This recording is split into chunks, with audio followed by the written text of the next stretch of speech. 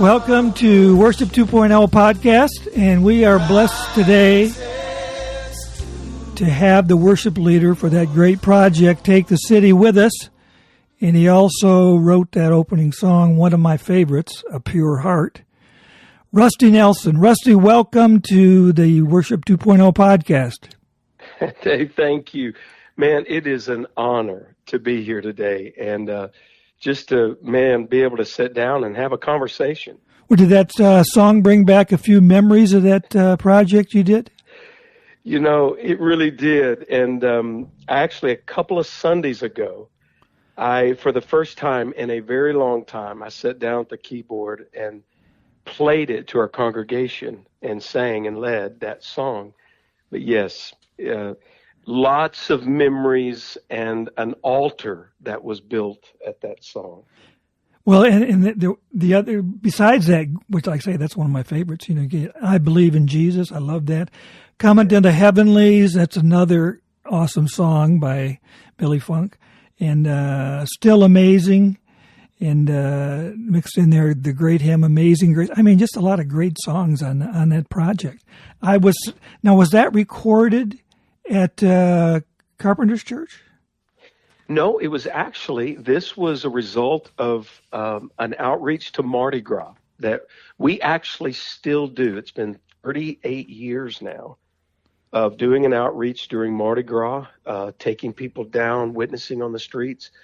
And that was, that whole recording was a part of Integrity's second public praise line that they began. That was recorded live at Victory Church there in New Orleans. Oh, okay. All right. And it was during an outreach. So that's what kind of made that one unique, because we marched over 1,500 people through the French Quarter. And after that recording, worshiping Jesus all throughout the quarter during Mardi Gras. Yeah, I've been down there. My uncle used to live down there just outside of New Orleans, so we'd go down and visit him in French Quarter. And, yeah, so I'm somewhat familiar with that area. I mean, it's been a long time, but, yeah. Yeah, it was an incredible encounter with not only with the Lord that night, but just seeing people they had never been on the streets to witness before in their life, and to see them go out and worship in the streets. It was powerful that night. What an amazing moment I'll never forget. Yeah. Well, what are you currently doing these days? Well, actually, I have been a senior pastor. I've been a lead pastor. My wife Lisa and I, in 1999, we moved to Huntsville, Alabama, where we planted a church called the Rock Family Worship Center. And actually, the church was planted on the whole outreach principles of just going into the streets, going for those no one wants to, that God would just bring in a group of people getting saved and finding Him. And so over the last 25 years, that's what we have been doing. Kind of got lost in Huntsville. And then 8 Sundays ago, after 25 years, we'll celebrate May the 5th, this coming May. But on January the 21st, we actually handed the church. We transitioned the church to a young man who has been with us for 22 years and 46 years old, ready to run. And so my wife and I are in a new season of life. We're functioning as apostolic leadership and overseers of the ministry, and we work with pastors. We just have a heartbeat to see pastors remember their first love and to finish strong. There are a lot of hurting pastors and leaders, and we just have a heart to see them strengthened and to finish the race strong. Now, are you still writing any songs? You know, I've been writing some, but I'll be honest, I kind of put that on a shelf for a number of years. But when we started transitioning, when we began this transition almost 2 years ago, God began to really stir in me, pick up pick up your weapon again, pick up your guitar, go sit down at the keyboard. And so I've been spending more time just at his feet like that, and just waiting on him, and just having a real heart to begin to write again, and actually am beginning that process. And it's just he takes you back to altars of years gone by. Yep. And I'm very grateful for that. Well, if ever there was a time that we needed a fresh worship revival, it would be now in the last days that we're living in. Yeah. And I talked to some of the other worship leaders and say, well, if the Lord gives us grace and tarries, wouldn't it be exciting to have a fresh wave of new worship, bringing people into the Lord's presence? And which brings me to, what is your perspective on where worship is at these days in the local church?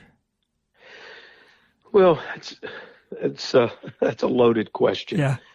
I think what we've watched happen is we've watched mass marketing of worship to masses of people. And you lose the intimacy in that. You lose the writing. Now you're writing for projects instead of writing out of intimacy. Right. And I think too often now we've really sidelined fathers and mothers who paid a price to really bring to a point where worship was not just, even I love the hymns, but it wasn't just the singing of a hymn, but it was the chronicling of the heart for a new generation. And I just, the life of worship, because worship's not what we do, it's who we are.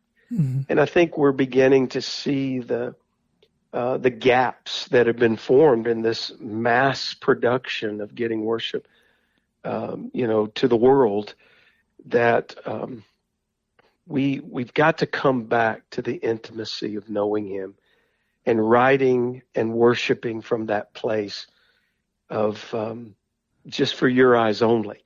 And I believe that there's a great need for the fathers and mothers to come back on the scene and speak life into a lot of the young ones. I love, there's some of it I love. I love some of the freshness that I have heard, but yet I think as an overall, my prayer is that we see the old who dreamed it and the young who see it begin to come together again and really raise up a standard again of what worship was given to us to get through us, what it was for. Right. That when you're done with whatever songs you're using, it's like you end up in the presence of God. Yeah. That you end up in the presence of God. So how you get there, or what formula you use, but songs that can bring you there. And yes. That's what I truly miss, when I visit churches and I'm thinking, yeah, but where's the presence of God? That's, and that's what I think really draws people together, is the presence of God. Even back years ago when we were going through revival at our church, from the adults down to the kids, we're singing a lot of the same songs, but it's the presence of God. Yeah. And well, I think sometimes, I think you would agree with this. We can get so caught up in trying to find the purpose of worship, and striving. It almost becomes striving and just performance based, where we're just striving to fulfill this purpose of worship for this moment, for this season. And I had something drop in my heart years ago that it was almost as if I heard the Lord say to me, son, don't be so purpose driven that you forget to be presence led by my presence. And there you go. Yeah. And we are to be people. Worship becomes a roadmap into the heartbeat of God.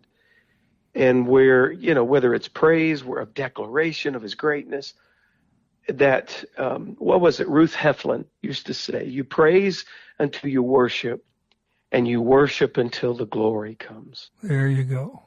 And that's a pretty good roadmap, I think, still today. Yeah, definitely. And, but it's kind of I guess a restoration of some of those foundational, values of worship that I believe Holy Spirit is bringing light to again, and really want to see that. Yeah. Yeah. And unfortunately, a lot of times it tends to be, you talk about the generational thing. It's like, well, if it's new, it's got to be good. If it's old, it's got to be bad. And I'm thinking, to me, in my years of ministry, it's never been good, old or new. I'm always looking for something new, but it's what is going to bring people into the presence of God. That's what you got to think in those terms, not like, well, here's the newest. Well, yeah, but that doesn't mean just because it's new, it's good.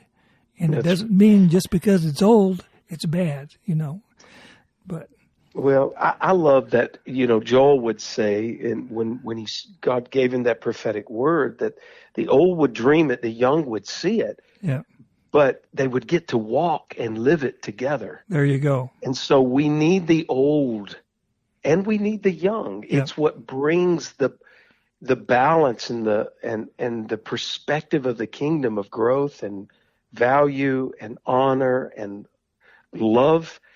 But we cannot table the old and say there's no oil on that anymore. Yeah. And you're like, well, why don't you try it? Why don't you just sit back and go dig that one out and just rest in that and let the Lord be glorified in that? I think you'll find out there's still a lot of oil left on that old song. Well, I've heard that or saying, I saw it on a billboard music store. It says, there's no expiration date on great songs.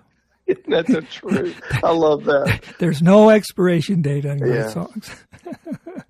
But, well, as a pastor, I would call it, I haven't led in a number of years, but I would transition. And so one of my passions was during that flow time, where I'd have visiting ministers come in and go, what is flow time? We don't see that in the schedule. I said, we're just waiting on him. We're not trying to just punch the clock in here, but we're going to wait on him and just see. And I would typically just start flowing into a song that was really old, or it came from an era of revival. Right. And all of a sudden, man, you'd hear the whole congregation lift up in it. Mm-hmm. And because it's still what brings life. And it just kind of would try to balance the new and bring in the old. Right. That is still fresh. Yep. Still fresh. Yeah. Well, I appreciate you taking time out of your schedule. I know in your transition, you're keeping pretty busy, and I appreciate you taking the time to be on the podcast today. And if you can hang on just for a few minutes after I play this outro, I wanted to run a couple things by you. I would love that. Thank you for having me. It's been an honor. Great. And what we're going to play, another song from that great project, Come Into the Heavenlies. Come Into the Heavenlies, another one of my favorite songs that I think...